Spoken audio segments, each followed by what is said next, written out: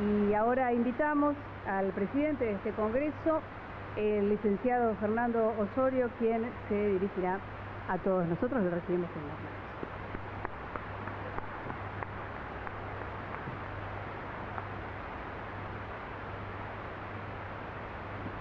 No sé cómo voy a hacer para estar acá, porque yo soy ADD. No sé cómo hacer para estar acá en este lugar tan chiquito, pero bueno, aquí estamos. Primero vamos con los agradecimientos. En primer lugar a Daniel Kaplan por Novedades Educativas y Noveduc Libros, a Andrea Kaplan por la renovada confianza. Nuevamente me convocan para pensar los ejes temáticos y los contenidos que surgen del seminario Violencia en las Escuelas. Esta actividad la vengo desarrollando desde hace 10 años y a la que muchos de ustedes han honrado con su presencia, así que les estoy muy agradecido. Es emotivo verlos acá. Quiero agradecer el interés de la Universidad de Buenos Aires por el seminario, que ya este año cumple 10 años y va a ser integrado, o mejor dicho, ya está integrado a los programas de extensión universitaria de la UBA, y que por suerte retomaremos la actividad en agosto.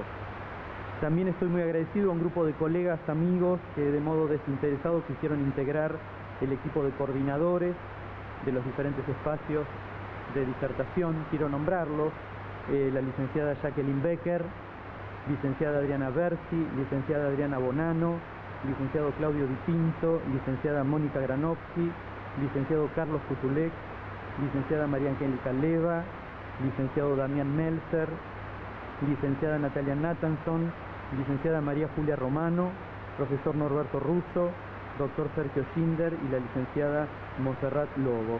Quiero mencionar también a la licenciada Sandra Januzzi, especialmente, que además de ser la secretaria científica de este evento, comparte conmigo la dirección asistencial de Estudios para la Infancia. Bueno, hasta acá los agradecimientos. Nos vamos a meter un poquito en tema. Les propongo como responsable académico de este congreso hacer un recorrido por algunos ejes temáticos que, lejos de querer arribar a respuestas cerradas, se proponen como conjeturas para abrir el debate. ¿Por qué necesitamos debatir? Porque impera desde hace un par de décadas un discurso epidemiológico sobre la realidad que pretende deseducarnos.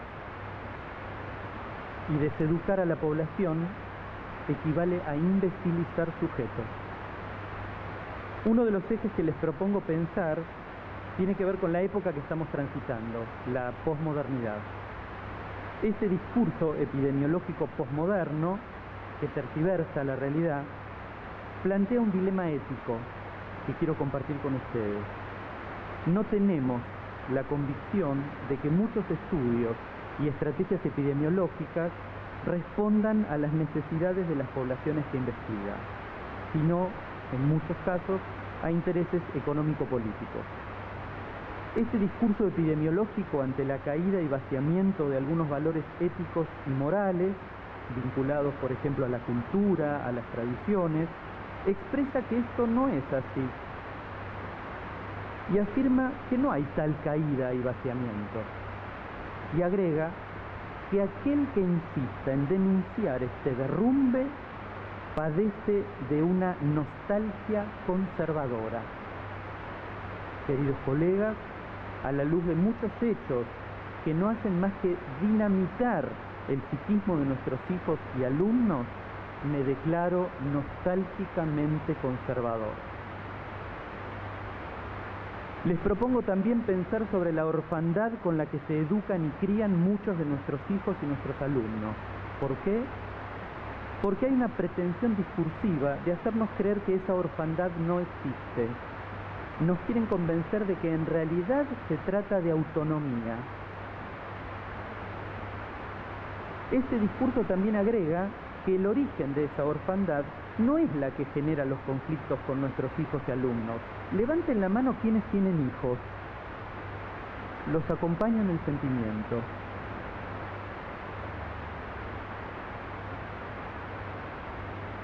Nos quieren convencer que estos conflictos son del orden de la naturaleza o la biología. Brindemos. pues entonces nosotros adultos nada tenemos que ver con eso. Por lo tanto, desde la vigilancia epidemiológica, nuestros hijos y alumnos, enterémonos de una vez por todas, son mutantes. Han nacido, pobrecitos, con un déficit de origen genético, metabólico o neurológico que no les permite desarrollar cualidades tan básicas como, por ejemplo, prestar atención, portarse como es debido, comprender la norma, superar frustraciones, pensemos en nuestros hijos, limitar sus impulsos, frenar sus conductas perturbadoras, reconocer la palabra del adulto, respetar las instituciones, tener una identidad sexual, tema controvertido si los hay, adaptarse a la sociedad y muchos y largos etcétera más. Nuestros hijos y nuestros alumnos son mutantes, pobrecitos. A lo largo de estas jornadas también les propongo detenernos sobre otro de los principales ejes del debate, el origen de la maldad. Este mismo discurso también cuestiona la idea de que la maldad sea solo una construcción social.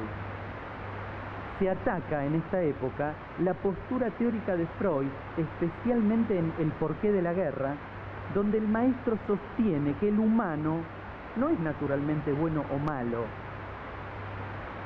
sino que lo habitan pulsiones de tensión hacia el otro semejante y que esas pulsiones deben domesticarse para hacer del humano un sujeto civilizado.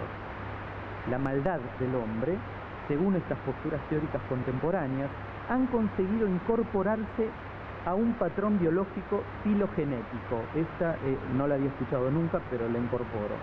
Es decir, el humano desplegó su maldad y aprendió que para dominar al semejante lo tiene que controlar y someter.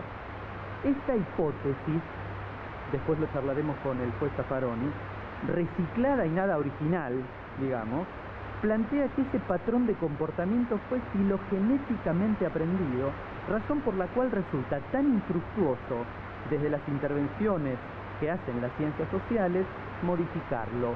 Entonces dejemos que las ciencias médicas lo hagan. No obstante, para no dejarnos imbecilizar, podríamos pensar que aunque la maldad haya sido un patrón de conducta filogenéticamente aprendido, no quiere decir que debamos dejar que se desarrolle como conducta en la infancia. Por lo tanto, si cierto discurso epidemiológico actual pretende imponernos que el comportamiento perturbador y la agresividad que desarrollan algunos niños y jóvenes son resultado de mutaciones genéticas, metabólicas o neurológicas, eso no quiere decir que nosotros los adultos debamos dejar que se desarrollen. Mi hijo es violento, licenciado, pero el pediatra dice que es una enfermedad genética. Ante ese planteo, que cada vez se escucha más, suelo contestarle a los padres, a quienes acompaño, como les dije a ustedes, en el sentimiento, que lamentablemente sobre los genes de nuestros hijos nosotros también tenemos alguna responsabilidad. Este discurso contemporáneo, pero posmoderno, por lo degradado y burdo, no solo se mete con el origen biológico de la conducta perturbadora, sino con otros temas que van a ser materia para charlar en estas jornadas. Considero que se trata de una impostura que intenta perversamente neutralizar la función reguladora de los padres, que son los encargados de frenar la impulsividad de los hijos, quienes pretenden una satisfacción inmediata a cualquier costo. Lo que le contesto a ese discurso en su intención de considerarme un oligofrénico es que cuando esta función parental falla, se funda las perversiones o la psicosis. Y no lo digo yo como una gran verdad, ya lo dijo Freud hace 100 años y por eso muchas veces se quiere acallar la palabra del maestro. Dado que uno de los ejes de análisis propuestos tiene que ver con el origen de la maldad, será esta una buena oportunidad para preguntarnos qué quiere decir que este discurso epidemiológico posmoderno funde la perversión. El discurso perverso se plantea como una doble afirmación. Primero diría, esto es así, aunque la realidad material de los hechos muestre lo contrario. Esto es así. Y la segunda afirmación plantea, bueno, alguien debe haber hecho algo para que las cosas cambiaran y no fueran así. En el marco del discurso perverso, el sujeto sabe que la ley parental existe, pero aún así no le importa. Luego, no le importará la existencia de la ley jurídica.